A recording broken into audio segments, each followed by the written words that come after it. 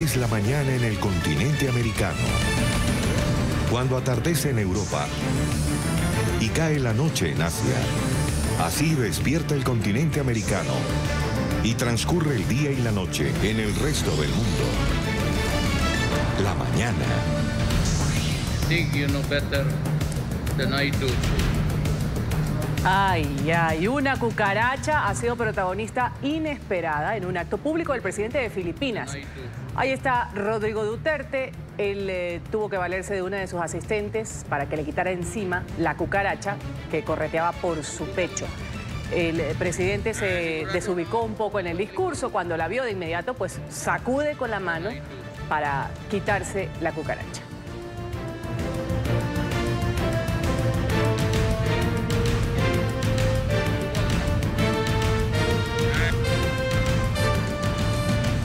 Cosas que pasan. 8 en punto en Bogotá, Quito y Lima. Bienvenidos todos a la mañana de NTN 24, el espacio informativo. El recorrido internacional en el Canal de las Américas. Soy Ruth del Salvo.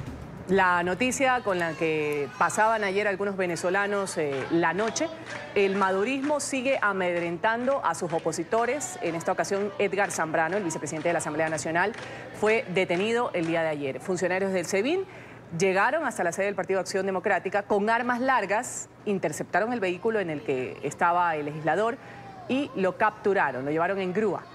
El reporte enseguida con Oliver Fernández desde Caracas, Venezuela. Oliver, un buen día para ti. Adelante. Un buen día para ti, Ruth. Un placer saludarte desde la capital venezolana. Como un caso inédito ha sido calificada esta detención del primer vicepresidente de la Asamblea Nacional, diputado Edgar Zambrano. Recordemos que fue llevado en una grúa al negarse, a bajarse para que los funcionarios del Servicio Bolivariano Nacional SEBIN lo detuvieran. Sin embargo, fue llevado a la sede del helicoide. Pero es importante resaltar, Ruth, que ya son varios los diputados que se encuentran en el exilio. Y en menos de 24 horas son 10 los diputados que están siendo perseguidos, a los que se les pretende también allanar su inmunidad parlamentaria. 2 de ellos ya han pedido refugio. Es el caso del diputado Richard Blanco, que se encuentra como huésped en la Embajada de Argentina, y también la diputada Mariela Magallanes, que se encuentra en la Embajada de Italia. Los otros 8 diputados, pues hasta ahora no sabemos dónde están. Sin embargo, el diputado Américo de Gracia publicó un video a través de sus redes sociales. Dijo que ante el propósito del régimen de Nicolás Maduro de perseguirlos, evidentemente ellos van a tomar previsiones, pero que eso no será motivo para dejar de luchar por la democracia en Venezuela. Vamos a escucharlo. Soy el diputado Américo de Gracia. Luego de el propósito de allanarnos la inmunidad parlamentaria para que nos ocupáramos de nuestra libertad y no de seguir trabajando en función de la libertad del país. Por supuesto que tenemos que tomar las previsiones y las precauciones propias, útiles y necesarias en este caso, porque no estamos hablando de cualquier gobierno, estamos hablando de una corporación criminal que encabeza en este caso el usurpador Nicolás Maduro. Y vamos a seguir trabajando en función de la libertad de Venezuela en cualquier forma y en cualquier manera donde nos encontremos y cómo nos encontremos. Increíble, Oliver. Ya como tú bien lo has indicado, 2 de estos diputados han pedido ser huéspedes, ser recibidos como huéspedes en algunas sedes diplomáticas en Argentina y en Italia. Los otros, pues se desconoce dónde están. Me imagino deben estar refugiados en sus hogares o tratando de no ser detenidos de esa forma tan arbitraria como fue el día de ayer el vicepresidente de la Asamblea de Venezuela, quien se metió dentro de su carro y aún estando ahí, pues dijeron, bueno, llevémoslo en grúa, no hay ningún problema. Ahora, ellos están, el TCJ ha autorizado enjuiciamiento a estos diputados por traición a la patria. ¿Qué significa este término, traición a la patria? Y hace un momento yo leía una lista de cargos que yo decía, bueno, si es que estos tipos lo cogen detenidos, pues le faltarán días, años para poder cumplir una condena con una lista tan larga. ¿Qué implica el ser acusado de traición a la patria? Bueno, Ruth, es un término que solamente entienden bueno, los chavistas, porque es un término que ni siquiera existe en la Constitución de la República Bolivariana de Venezuela y tampoco en el Código Orgánico Procesal Penal. Y de alguna manera, bueno, traición a la patria es porque supuestamente ellos lo que hicieron fue un golpe de Estado. Ellos ni siquiera han reconocido evidentemente al presidente encargado de Venezuela, Juan Guaidó, y por eso ellos dicen que es un golpe de Estado y esto es traición a la patria. Es decir, esto prácticamente siempre ha sido considerado a los militares. Sin embargo, recordemos, Ruth, que desde hace muchos años o de algunos años para acá, pues a los civiles también se les está enjuiciando como se enjuician a los militares y se les está llevando a tribunales militares y estos son los cargos que de alguna manera se le están imputando a estos diputados. Sin embargo, Ruth, es importante también destacar que anoche tuvimos la oportunidad de conversar con el diputado Stalin González, quien también es vicepresidente, es el segundo vicepresidente del Parlamento venezolano después de Edgar Zambrano.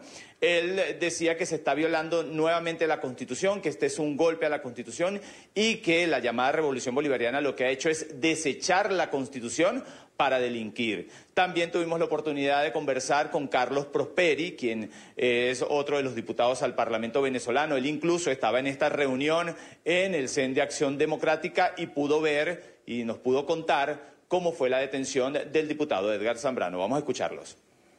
Henry está tranquilo, quien fue detenido fue el compañero Edgar Zambrano, conjuntamente con 3 personas más que lo acompañaban. Diputado, el diputado Edgar Zambrano es el segundo a bordo luego del diputado Juan Guaidó. ¿Qué va a pasar entonces? ¿Pudieran detener entonces también al diputado Juan Guaidó? Mira, no sabemos lo que pueda pasar. Lo que sabemos en este momento es lo que está sucediendo con el compañero Edgar, nuestra solidaridad con su familia, nuestra solidaridad para cada uno de los diputados. Inclusive hoy vimos una nueva sentencia del Tribunal Supremo de Justicia contra 3 diputados más y nosotros hoy estamos aquí para respaldar la Asamblea Nacional. Nosotros hoy estamos aquí también contando con la presencia del segundo vicepresidente de la Asamblea Nacional, nuestro amigo Stalin González, el cual también como institución quiere dar unas declaraciones a los medios de comunicación. Aquí hay un ataque de nuevo a la democracia, a las instituciones, a la separación de poderes, un ataque a los 14 millones de venezolanos que votaron por esta Asamblea Nacional, único poder legítimo que hay en Venezuela. Hoy vemos cómo se están llevando detenidos a un diputado que fue electo por el Estado Lara, que además es el primer vicepresidente de la Asamblea Nacional, es parte de la Junta Directiva, un diputado que tiene inmunidad parlamentaria y que vemos cómo el gobierno desecha la Constitución, o quienes usurpan el poder están desechando la Constitución. Hoy estamos recibiendo la solidaridad, la llamada de Cancillería, de presidentes, de Parlamento que van a empezar a pronunciarse porque debe estar en libertad Edgar Zambrano. No cree el gobierno que deteniendo diputados va a acabar con la crisis que vive el país. Este país necesita salir de la crisis que la metió el modelo de Maduro. Nada va a resolver el meter preso a diputados y meter a Edgar, el que haya agua en las tuberías, el que dejen los cortes eléctricos, el que baje la inflación, el que aparezca la comida. Eso solo se resuelve con que los venezolanos podamos decidir nuestro destino, que podamos elegir. Y hoy el gobierno quiere tapar la crisis con estos atropellos. Ruth, la sede de Acción Democrática, del Partido Acción Democrática, queda en la urbanización La Florida. Los ciudadanos o los vecinos de esta sede pues salieron para intentar evitar que se llevaran preso al diputado Edgar Zambrano. Sin embargo, ellos cuentan que incluso algunos fueron apuntados por varios funcionarios del Servicio Bolivariano de Inteligencia Nacional, SEBIN, al momento que intentaban impedir que se llevaran al segundo vicepresidente de la Asamblea Nacional, diputado Edgar Zambrano. Vamos a escuchar a este testigo. Solamente yo fui testigo, pues, de la forma brutal, grotesca, como el primer vicepresidente de Acción Democrática y primer vicepresidente de la Asamblea Nacional, el diputado Edgar Zambrano, quien goza de inmunidad parlamentaria, fue hoy apresado. Pero fue apresado con más de 20 o 30 vehículos y tal vez 50 o 60 policías.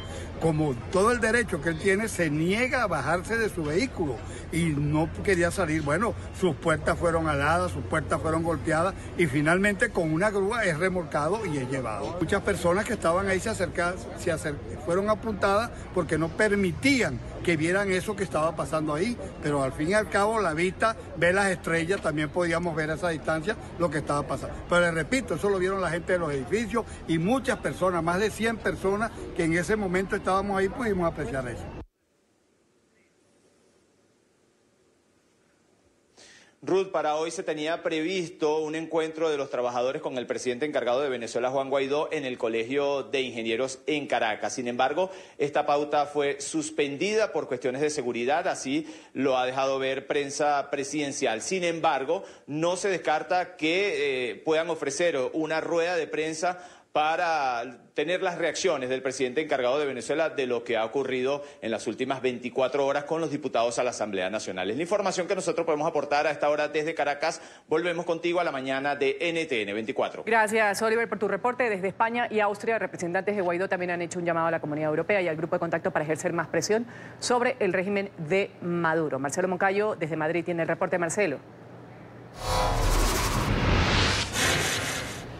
Hola, ¿qué tal? Un cordial saludo para todos ustedes en la mañana, amigos televidentes. Este día, desde la capital española, los representantes del presidente interino de Venezuela, Juan Guaidó, en España y en Austria, dieron una rueda de prensa para alertar a la comunidad internacional sobre la persecución de la que están siendo víctimas varios diputados de la Asamblea Nacional Venezolana. Desde aquí, los dos representantes de Guaidó pidieron a la comunidad internacional que tome más cartas en el asunto, principalmente al Grupo de Contacto. Que unan esfuerzos con el Grupo de Lima para hacer exigencias de lo que hemos venido pidiendo desde el momento mismo que ocurrió la usurpación, es decir, que hayan elecciones libres en Venezuela. Es impresionante cómo hay en proceso una especie de fujimorazo del siglo XXI en Venezuela. Es el intento de acallar la voz de los venezolanos, el intento de acallar la voz de la Asamblea Nacional, única institución legítima de Venezuela. Amigos televidentes, pero también estos dos representantes de Juan Guaidó alertaron el peligro que está teniendo en estos momentos el presidente interino de Venezuela, porque podría darse en cualquier momento una orden de detención en contra de él. El representante de Guaidó en Austria cree que esto todavía no ha pasado porque el gobierno de Nicolás Maduro está preocupado por la reacción que podría tener la comunidad internacional si Juan Guaidó es detenido.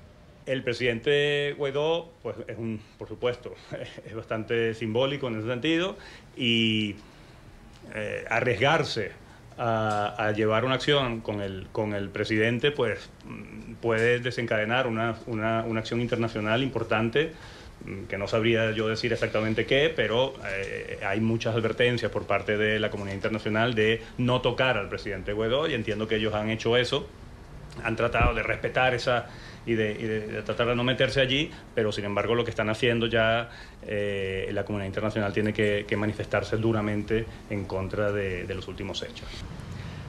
Amigos televidentes de la mañana, y Antonio Ecarri, representante de Juan Guaidó en España, está a la espera de ser atendido en el Ministerio de Asuntos Exteriores de España para poder contarles de primera mano todo lo que está sucediendo con esta persecución que están siendo víctimas varios diputados venezolanos. Este es el informe para la mañana. Sigan ustedes con más aquí en NTN 24. Hasta pronto. Temas en Brasil. Políticos, camioneros y periodistas ya pueden portar armas de fuego. Esto a través de una reforma, un decreto que ha firmado Jair Bolsonaro, que permite además el porte de armas para tiradores deportivos, cazadores y coleccionistas. Esto abre la puerta a la importación, además. La medida modifica la ley en materia sancionada en el año 2003 y que fue declarada exclusiva el uso de armas para las Fuerzas Armadas y la policía. En el acto de oficialización, los presentes celebraron junto a Bolsonaro poniendo sus manos como si estuvieran disparando. El controversial dictamen surge casi 2 meses después del tiroteo que se registró en una escuela en Sao Paulo. 2 jóvenes de 17 y 25 años realizaron estos disparos y dejó 8 muertos. Vamos a saludar a David Márquez, él es coordinador de proyectos del Foro Brasileño de Seguridad Pública. Gracias por estar con nosotros aquí en la mañana de NTN 24. Bienvenido. Muy buenos días. Un buen día. Bueno, ahí estábamos con esta reforma que ha hecho el presidente Bolsonaro, que no deja de generar cierta polémica. Tiradores deportivos, coleccionistas y cazadores, conocidos en Brasil como CAC. Ellos pueden transitar con el arma cargada y tienen derecho a adquirir hasta 1000 cartuchos anuales en lugar de los 50 actuales en función del calibre que portan. ¿Qué tan acertada es esta medida en Brasil que se ha dado, uno de los países más violentos del mundo?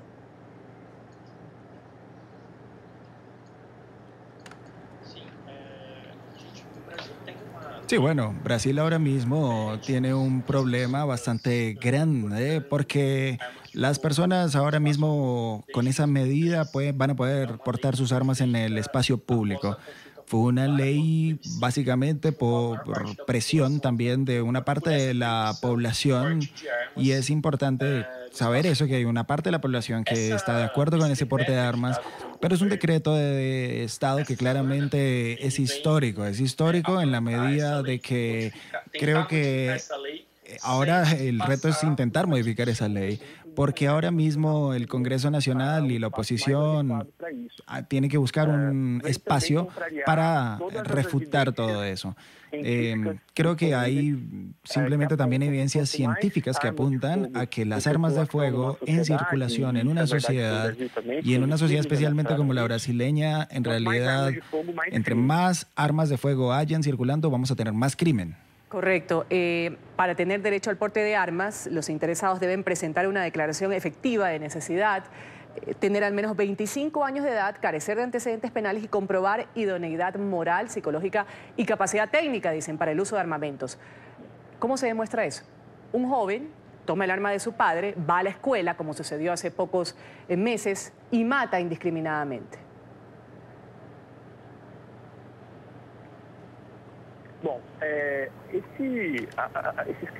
Bueno, esos criterios ahora mismo yo creo que pasan por lo que ahora mismo es la sociedad y la cultura de la sociedad brasileña. Y creo que tiene que ver no solamente con una capacidad técnica de portar armas de fuego o con una capacidad psicológica para que las personas puedan llevar esto, sino que creo que tiene que ver con un problema social y cultural. Entonces, yo creo que la ley no cambia más que ahora mismo el acceso. Nosotros tenemos un sistema de control, o lo teníamos, y es muy frágil. Entonces, imagínense cómo va a poder ser ahora. Tenemos personas que tienen una dificultad muy grande para quitarle las armas a los criminales. Quiero partir desde ahí. Ahora, imagínense cómo va a ser que tenemos además un sistema que está fracturado, en donde claramente ocurren tragedias como la que usted mencionó. La Policía Federal actúa, pero también hay unas categorías especiales que intentan fiscalizar o estar atentos a todo lo que hacen las personas, que simplemente no hace que confluya en una sociedad. Ahora mismo yo creo que la cuestión es que las armas simplemente van a agravar la situación en Brasil, y es una complicación, y las investigaciones que se han hecho al respecto creo que son directas, y lo que yo creo es que eso genera preocupación. Genera preocupación en uno de los países como Brasil, que tiene una tasa de violencia de las más altas del mundo. David Márquez, coordinador de proyectos del Foro Brasileño de Seguridad Pública, ha estado con nosotros aquí en la mañana de NTN 24. Un buen día para usted. Buen día, obrigado. Buen día, gracias.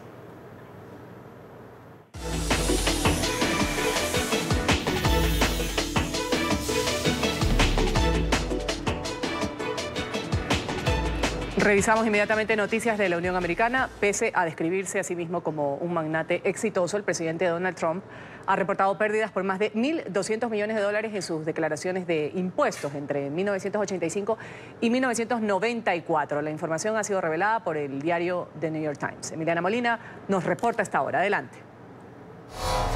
Hola, ¿qué tal? Muy buenos días. Pues según el informe de New York Times, las finanzas de las empresas de Donald Trump estuvieron en negativos entre 1985 y 1994.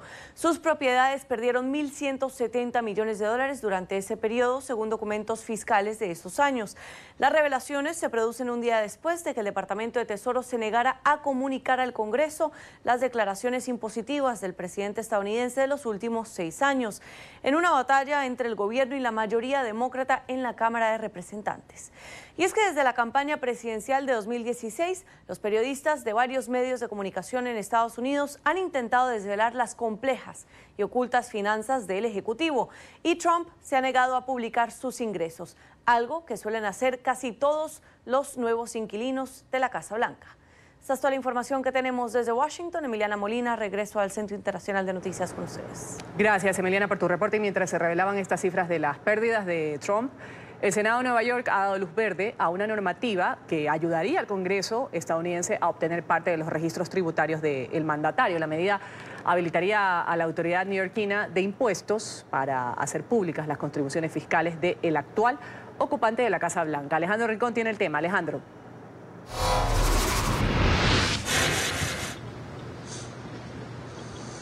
Hola, feliz jueves para todos. Hasta la fecha, el presidente de los Estados Unidos y su círculo cercano han sido efectivos en evitar que la opinión pública tenga conocimiento sobre las declaraciones tributarias del actual ocupante de la Casa Blanca. Sin embargo, el Congreso Estatal de Nueva York ha dado un paso para que próximamente pudieran llegar a ser de conocimiento público esos registros tributarios. Todo por cuenta de la aprobación de una normativa en el Senado, es decir, la Cámara Alta del Congreso Estatal de Nueva York, que daría vía libre a la autoridad neoyorquina de impuestos para entregar al Congreso de los Estados Unidos los registros tributarios del presidente republicano. Todo esto con el siguiente argumento de fondo. Las compañías o las principales empresas que son propiedad de Donald Trump tienen su residencia tributaria en Nueva York y es justamente en esta entidad territorial de los Estados Unidos donde reposan la mayoría de esas declaraciones tributarias.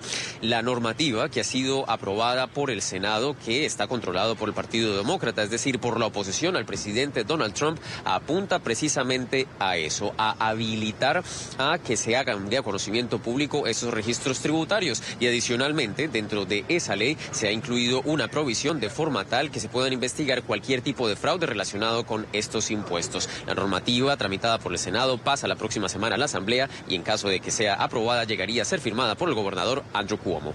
Es todo lo que tenemos para ustedes por ahora. Continúen con más en el Centro Internacional de Noticias.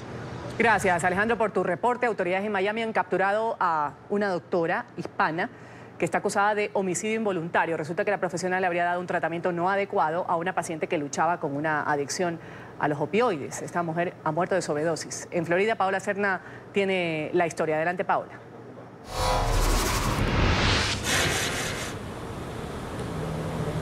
Hola, ¿qué tal? Muy buenos días. Pues bien, tras la muerte de una mujer por sobredosis en Los Cayos en marzo del año pasado, la DEA inició una investigación que derivó en la detención de la doctora Marta Fariñas, de 48 años, una médico licenciada aquí en la ciudad de Miami. Todo apunta a que la doctora habría prescrito a la víctima, a la mujer que falleció en Los Cayos, pues el medicamento, la oxicodona, a pesar de saber de su historial de adicción a los opiáceos. Todo lo que ha dicho el informe preliminar presentado por la Fiscalía de la Florida básicamente ha determinado que al prescribirle estas drogas, todo apunta a que la doctora se quedaba con parte de los medicamentos, parte de la receta que le daba a esta mujer que falleció en Los Cayos. También el año pasado el exnovio o el novio en ese momento de esta doctora Fariñas falleció a mitad de año, también producto de una sobredosis, y en ese momento también las autoridades pues indagaron a la doctora, que en este momento pues fue detenida por los agentes de la DEA aquí en la ciudad de Miami y enfrenta cargos por tráfico de drogas, de estos opiáceos, y también por homicidio involuntario. Deberá pagar para salir de prisión $100.000 de fianza mientras transcurre pues todo el juicio en su contra. Es la información que por ahora se genera desde Miami. Soy Paola Serna. Continúen con más desde nuestros estudios centrales. Muy buenos días. Un buen día. Inmediatamente hablar de una historia de resiliencia. Literalmente, una mujer en Colombia crea oportunidades a partir de las necesidades y Naciones Unidas hace de su historia un ejemplo de empuje. Álvaro ya nos acompaña a esta hora. Álvaro Vélez, el contador de historias aquí en la mañana de NTN 24, con la historia de Jessica Hernández. ¿Qué es lo que hizo esta mujer? ¿Cómo te parece, Ruth? Muchísimas gracias por tu invitación nuevamente. Que hemos encontrado un personaje en los barrios más distantes de Bogotá, a donde llegan las personas desplazadas por la violencia. Ella es una de ellas. Resulta que su marido la deja con 4 pequeñas criaturas ante la responsabilidad de tener que criarlas. Ella se plantea la necesidad de salir adelante y como sea. Como sea. como sea, y ya vamos a ver que lo hizo a costa de un enorme esfuerzo. Se inventó el servicio de lavado de ropa a domicilio, pero con lavadora y todo a cuestas. Ella lleva la lavadora hasta las casas donde lava la ropa y, bueno, y ejerce este oficio. A través de una entidad financiera, la descubren en Naciones Unidas, se enteran en Naciones Unidas de su existencia, revisan su caso y terminan llevándola a Naciones Unidas durante 2 días a exponerla como una de las mujeres más valerosas de América Latina. Entonces, pues no sé si quieras, démosle una miradita. Vamos a verla, Jessica en acción, una de las mujeres más valerosas, como bien lo ha señalado Naciones Unidas. Esta es su historia. Allí va con su trabajo a cuestas y un canto a los días por venir, sin quejas ni reparos, sin el menor lamento. La vida te toca como te tocó y así tienes que empezar a surgir, o sea, no hay de otra. Inventora 6 años atrás de un servicio que se hizo popular e indispensable. Lavado de ropa a domicilio, con todo y lavadora, en tarifas obligadas a ignorar el esfuerzo, pero posibles de pagar por desplazados que habitan los altos de la Florida, barrio mal clavado en arenosas y gélidas lomas de Soacha, municipio más poblado de toda Cundinamarca. 3 horas valían 5.000 y 1 hora valía 2.000 y las llevaba yo hasta su propia casa y iba y la recogía cuando terminara el tiempo que la persona hubiera requerido. Madre a los 20, Jessica dio a luz 4 criaturas de un padre que huyó del compromiso. Un día decidió marcharse. Pues el que se va, que se vaya, que hijo de madres. Con la impaciencia que surge de los retos nacidos en el hambre y las ofensas, Jessica pasó de tener 3 lavadoras a atesorar 7 que solo ella se permite operar. Vehemencia de su esencia campesina, levantada en la impiedad de un Santander que fue pobre y sofocante para ella. Yo desde los 5 años tengo uso de razón, estoy detrás de las gallinas, estaba recogiendo cacao, estaba recogiendo café, estaba metida entre las vacas, salía de todo ese proceso en la madrugada, me alargaba para la escuela, volvía de la escuela, seguíamos en el mismo cuento y nos acostábamos temprano y volvíamos y empezábamos el mismo día. Quizás sus vecinos convinieron en que Jessica exhibía el valor de una heroína y ese rumor viajó en vientos de admiración hasta llevar a oídos de Naciones Unidas la insólita existencia de una madre joven que se echó el mundo a la espalda. Lo cierto es que cualquier día llegó una invitación. Yo fui a Nueva York, estuve en el Times Square, estuve en el corazón financiero de la ciudad, y pues una ciudad muy grande, muy bonita, y pues estuve en la ONU también. Que la admiraban, dijeron. Valoraron su esfuerzo, palmearon su espalda y atizaron el fuego de su alma que la llena de aliento.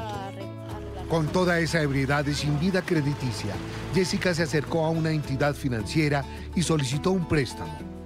Tuvo que ser la magia de su luz la que hechizó a los banqueros. Creemos en alguien como Jessica porque demuestra que tiene la disposición de poner el esfuerzo y el trabajo necesario para salir adelante, para sacar adelante a su familia, a sus 4 hijos pequeños. Lo ha demostrado en el pasado con el negocio de alquiler de lavadoras. Rancho de cartones, tablas viejas, retazos y tejas disparejas. Es ahora su taller de costura. Hoy en día tengo 3 máquinas de coser. Saqué un nuevo crédito, voy a comprar muchísimas más telas y voy a empezar a hacer la productiva aquí mismo en mi casa, con mi propio negocio. Jessica robó horas al tiempo hasta terminar estudios técnicos en patronaje industrial. Se dispone a tejer día y noche sudaderas infantiles. Un peso menos fuerte en la aventura de vivir con optimismo cada día, segura que serán solo sus manos las que labren un mejor destino para ella y sus pequeños hijos. Increíble la historia de esta chica, esta mujer, que no llega ni a los 30 años, ¿no? No llega a los 30 años. Es muy conmovedora. El mundo en su espalda, como bien con lo has un optimismo que no alcanzas a imaginar. En una historia tan breve no es posible, pero ella se quiere devorar el mundo. Qué bueno, qué buena historia, Álvaro. Muchísimas gracias. Un gusto gracias. tenerte aquí cada jueves. Una historia que no solo, como lo dice Naciones Unidas, inspira de una mujer valiente, valiosa además, sino que pues te deja una reflexión en el aire, cómo se crean oportunidades, como lo decíamos al principio, a partir de una necesidad. Decía, pues así me tocó, me tocó. Yo bajé de esas montañas reflexivo, no deprimido, pero sí pensativo, diciéndome a mí mismo, por Dios, qué valor qué fuerza si nos contagiáramos tan solo un poco de esa valentía todos en Colombia, pues este país saldría adelante en segundos, ¿no? Gracias, Álvaro. No, gracias por estar aquí. Muchas gracias. Vamos aquí, revisamos otras noticias. El régimen de Maduro arremete nuevamente contra el presidente Guaidó. Su círculo más cercano ha cumplido la advertencia de enjuiciar a quienes participaron en la Operación Libertad del pasado 30 de abril. Ha ordenado la detención del vicepresidente, el primero de la Asamblea Nacional, Edgar Zambrano. Funcionarios del SEBIN llegaron hasta la sede del Partido Acción Democrática, se lo llevaron en una grúa, él se encontraba en su vehículo. Zambrano fue trasladado hasta la sede del Helicoide. Según el Tribunal Supremo de Justicia, este político va a ser acusado de delitos de traición a la patria, conspiración, instigación a la insurrección, rebelión civil, concierto para delinquir, usurpación de funciones e instigación pública a la desobediencia de las leyes.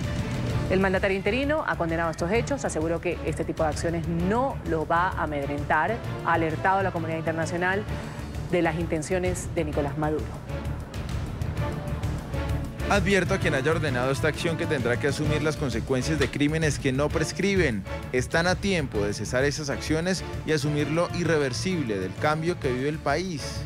Hemos alertado a nuestros aliados internacionales la pretensión de cerrar el Parlamento Nacional a través de la detención masiva de diputados. Con estas medidas, la dictadura no hará que desaparezca su quiebre interno, ni podrá frenar lo inevitable. Atentos.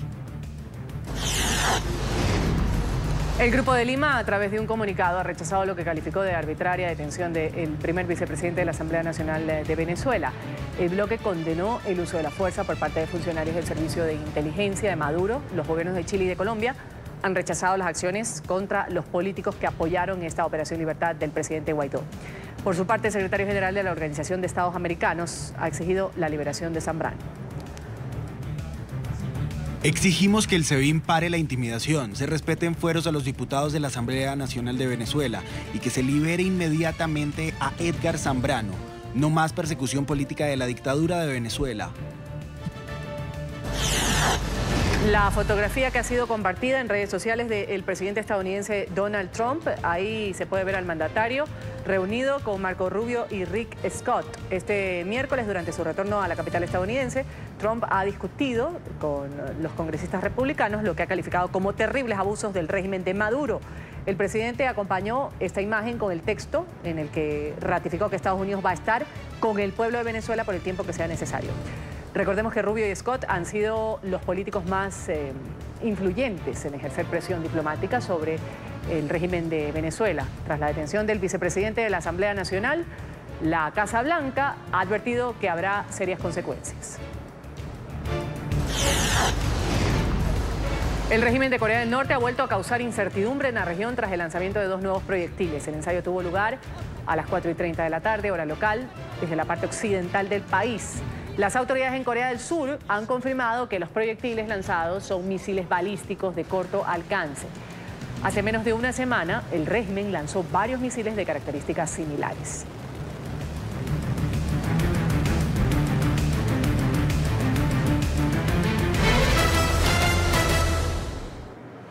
Hablamos de el condecito Archie Harrison Mountbatten Windsor, que es el hijo del príncipe Harry y Meghan Markle. Ayer fue presentado, fue su padre quien lo llevaba en brazos, rompiendo así la tradición de que la madre carga al bebé, como se ha dado desde la abuela, la reina Isabel II, que siempre se retrataba con su recién nacido, ella cargándolo. Este niño, el nieto de la reina, es el primero de la familia en tener un gen afroamericano por parte de su mamá, la actriz norteamericana, que va a renovar, sin duda alguna, según lo han dicho muchos analistas, la descendencia royal inglesa.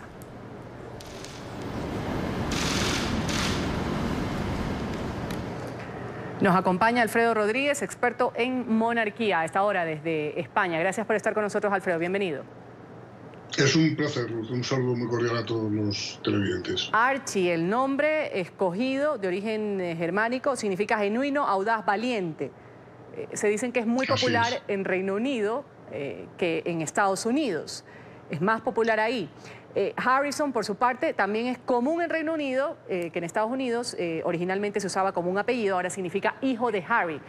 Entonces, la pregunta, Alfredo, ¿qué buenas nuevas trae para la realeza británica Archie Harrison? Bueno, trae muchas cosas. Trae de momento un bisnieto de la reina y por lo tanto ya eso es algo muy importante, pero además trae sangre fresca y curiosamente mestiza, lo cual es, yo creo que es muy bonito. Es la primera vez que en la monarquía británica nace una persona que no es de color blanco, sino que tiene un color mestizo y por lo tanto eso habla de que en el futuro la monarquía tiene que adaptarse a los nuevos tiempos, ¿no? Y por otra parte es la primera vez que se anuncia un tipo de nacimiento sin darle ningún tratamiento y sin darle ningún, digamos, título nobiliario. Por lo cual, dado que además tampoco va a llevar de primero el apellido Windsor, sino que lo va a llevar unido al de su bisabuelo, pues da una idea de que a lo mejor la pareja real, joven y moderna, pues quiere llevar otro tipo de vida distinta, dado que además el padre lo más probable es que nunca llegue a reinar, claro, porque está muy lejos en la línea sucesoria. Claro, justamente el bisnieto de la reina es el primero, como lo has dicho, Alfredo, el primero en la familia en tener un gen afroamericano por parte de su abuela es de raza negra, la abuela del niño. ¿Cuánto esto va a ser recibido de una forma, como lo decimos, va a renovar la descendencia de la monarquía inglesa? ¿Cómo va a ser recibido por los británicos? Pues yo creo que los británicos, los que sean proclives a la monarquía, que es algo más de un 50%, lo van a recibir como algo normal, y los que no son tan proclives, pues también como algo de la vida, ¿no? Es decir, el príncipe se ha casado con Meghan, por cierto, una belleza, se ha casado con ella, suponemos que por amor, y no tenemos por qué dudarlo, y por lo tanto hace que en la monarquía británica entre esto como una noticia muy normal. Ella es de color, su abuela es negra, bueno, ¿y cuál es el problema, no? Yo creo que hay que afrontar estas cosas con la máxima naturalidad, como lo son en el siglo XXI. No faltaba más. Otra cosa es lo que en su fuero interno piense la reina, que dirá cómo cambia el tiempo, ¿no? Claro. Ahora, lo decíamos hace un momento, el primogénito de esta pareja podría ser asumido con el título de conde de Dumbarton, pero en lugar de eso se ha anunciado que será conocido simplemente como señorito Archie. Esta elección, pues como lo mencionábamos, quizás es un fuerte indicio de que los duques, esta pareja joven, como la has calificado, no quieren criarlo como alguien de la realeza formal. ¿Cómo podría transcurrir, por ejemplo, la vida? Ya son épocas distintas, como fue la vida de Harry a cómo va a ser la vida de su hijo. Bueno, de momento tampoco se puede separar mucho de la familia real británica porque él es familia real británica. Así que ese tema hará que su condición de noble, entre comillas, tenga una vida un poquito más normal, pero los focos van a estar sobre él de forma permanente. Primero, porque se decide que no tenga tal título nobiliario, o si lo tiene, tenga uno de carácter menor, pero que se le conozca como Archie, como la cosa más normal del mundo. Y en segundo lugar, porque es descendiente en parte de afroamericanos, lo cual es una novedad. Así que va a estar todo el mundo pendiente de él. Yo creo que va a ser el protagonista, sobre todo cuando crezca. No olvidemos que hoy es de color blanco, pero mañana puede cambiar la pigmentación de la piel, que es solo pigmentación de la piel, pero podría cambiar y parecerse más a su madre, con lo cual será muy curioso ver a alguien de la familia real británica, después de una larguísima tradición de hombres blancos y de mujeres blancas, que existe una persona que no es blanco y además que no pasa nada porque no lo sea. Muchas gracias por estar con nosotros, Alfredo Rodríguez, experto en monarquía desde Madrid, España. Un buen día. Un buen día, muchas gracias a ustedes. Bueno, de acuerdo con un estudio que ha sido publicado esta semana, en Alemania el mercado único europeo genera anualmente 420.000 millones de euros. Sin embargo, no todos los países se están beneficiando de forma igual. En Berlín vamos a saludar a Juliana González, analista política de nuestra cadena asociada Deutsche Welle, para que nos cuente un poquito quiénes son los ganadores, los perdedores en esta situación y cómo estos resultados influyen, por supuesto, en las elecciones europeas a finales de este mes. Juliana, buen día. Hola Ruth, muy buen día para ti, para todos los televidentes de la mañana. Hoy es un día perfecto para hablar del proyecto Europa, pues hoy se celebra el Día de Europa. Y es justamente este mercado único europeo es uno de los pilares, no solamente de la Unión Europea, sino de todo el bloque europeo, ya que en este también pertenecen países como Liechtenstein, Noruega y Suiza. Y si tenemos que hablar de ganadores, precisamente es justamente este país que no hace parte de la Unión Europea, que es Suiza, que saca el mayor provecho de toda esta falta, digamos, de aranceles y de tarifas y esta libre movilidad de capitales, de personas, pero también, por supuesto, de servicios. Y esto hace que los suizos, por ejemplo, se pueda hablar de un promedio de más de 3.000 euros por año per cápita que ganan en ese mercado. Y hay otros ganadores, como lo mencionabas antes, por ejemplo, de la economía alemana, pero no es todo igual. En Alemania tenemos regiones con una alta vocación exportadora y con una gran infraestructura, digamos, zonas muy bien interconectadas con grandes mercados, como sucede, por ejemplo, en Hamburgo y en Múnich, que son las regiones que más sacan provecho de este mercado europeo. Pero todas los países de Europa en general sacan provecho de este mercado. Entre los perdedores, y deberíamos decir esto entre comillas en realidad, Ruth, porque sí ganan con la Unión Europea, sí ganan con este mercado único europeo, pero ganan en una menor medida. Están países como Bulgaria, por ejemplo, que tienen un aumento en sus ingresos gracias a este mercado europeo único de unos 100 euros per cápita. Vemos aquí, digamos, el desbalance entre un país como Suiza con más de 3.000 y un país como Bulgaria con 100 o 150 euros per cápita. Y esto precisamente se vuelve un caldo de cultivo para esto, digamos, de las elecciones europeas del próximo 23 de mayo. Y es que mientras las regiones más prósperas, digamos, hay partidos de la extrema derecha, pero populistas, también de la extrema izquierda y xenófobos que se alimentan de todas las tesis antimigraciones, pero también de este proyecto para en contra de Europa por generar transferencias a las regiones débiles. Y al otro lado del espectro tenemos también partidos que en las regiones más débiles económicamente hablando se quejan de una Europa en la que no se prioriza a estas regiones más débiles. Sin embargo, estas posturas políticas desconocen el sistema de transferencias que ha permitido el desarrollo de infraestructura en varias regiones deprimidas económicamente. Esta es la información desde Berlín, Ruth. Sigan ustedes con más información en el estudio. Gracias por tu análisis, Juliana. Vamos ahora a Colombia y vamos a hablar de un profesor que va en lo más profundo de la selva amazónica. Él es François Ramos, ahí lo vemos en pantalla. Día a día hace lo que más le gusta. Eso lo ha dicho él, enseñarle a los más pequeños. Sus clases las dicta en medio de altas temperaturas, a veces interminables aguaceros. Su admirable labor se ha convertido en un ejemplo para toda la comunidad que recibe sus enseñanzas. Esto es Hazañas Maestras de nuestra cadena aliada Noticias RCN.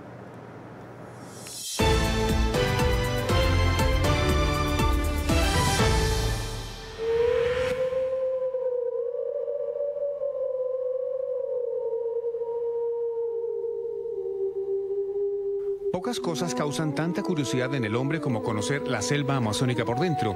Y si alguien es experto en el tema, son los indígenas ticunas que viven en el corazón de la Manigua, tan adentro que casi que oyen latir su corazón.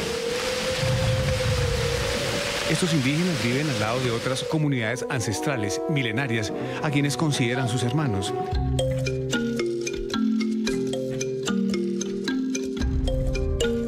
Nos adentramos en la selva porque buscábamos a François Ramos, un joven profesor ticuna de 29 años, inteligente, muy pausado para hablar español y cuya pasión es enseñarles a los más pequeños. A pesar del amor por su trabajo, François no sabía cómo ingresar a la docencia. Tenía dudas. Usted no está muy decidido a ser profesor, ¿no? No. ¿Por qué? Por falta de recursos, ¿sí? Entonces uno se ve que en la universidad es muy caro para ingresar, toca pagar 90.000 pesos y mal semestre, otro más plata. El perfil de uno le sirve mucho para eso, ¿sí? Para ayudar a los niños. Cuando hay una un encuentro, entonces le llamo a los niños y me hace caso y se viene y uno le habla y le escucha a uno. Entonces de ese momento ya viene la vocación para docente. Así era. Como no tenía dinero, un día tomó una insólita determinación. François, ¿pero por qué terminó usted en Tunja? Terminé en Tunja para vigilante, celador. Trabajo en un conjunto residencial. El cambio fue brusco, de la selva a la ciudad, del calor del Amazonas a un frío al que jamás se acostumbró y de convivir con sus hermanos ticunas a estar con unas personas que no había visto y que nunca volvió a ver. Pero François regresó a la selva del Amazonas y volvió como profesor de la escuela El Progreso. A partir de ahora es el responsable de la educación de los más pequeños, cargo que no existía. En el salón de clase se dio cuenta de que sus alumnos hablaban español y que poco entendían la lengua ticuna. La modernidad estaba arrasando la lengua materna y él no lo iba a permitir. Dicto áreas de lengua materna y el español. Porque hay algunos estudiantes también que casi no entienden bien el dialecto.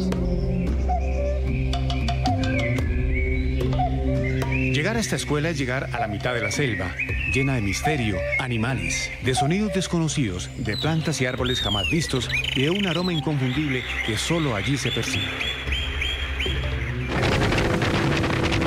Es necesario viajar más de una hora en lancha desde Leticia por el legendario río Amazonas. Y en la famosa isla de los Micos, François se baja para caminar otra hora. Y es aquí donde nos damos cuenta de cómo es la selva. La temperatura es muy alta, pero de la nada, el cielo se oscurece y en cuestión de segundos el aguacero es aterrador. El nivel de los ríos y cañadas sube de inmediato, los caminos se pierden en el agua y llegar a la escuela es un calvario. Hasta hace pocos minutos este río era una pequeña quebrada, fácil de pasar a pie. Ahora es necesaria la canoa para llegar a la escuela. Pero como buen experto en el tema, François sabe que todo llega y todo pasa. En 2 horas ya el agua comienza a bajar, se baja. Sí. El camino a la escuela está lleno de distintos cultivos que tienen un propósito. Vendemos el producto y por ahí recogemos por ahí 100 o 200 pesos. Entonces a través de eso ya compramos lo que nos falta en la casa. Y también la cacería. Nosotros cuando matamos, por ejemplo, animales, por ejemplo el jabalí, entonces una parte para el consumo y otra parte para la venta.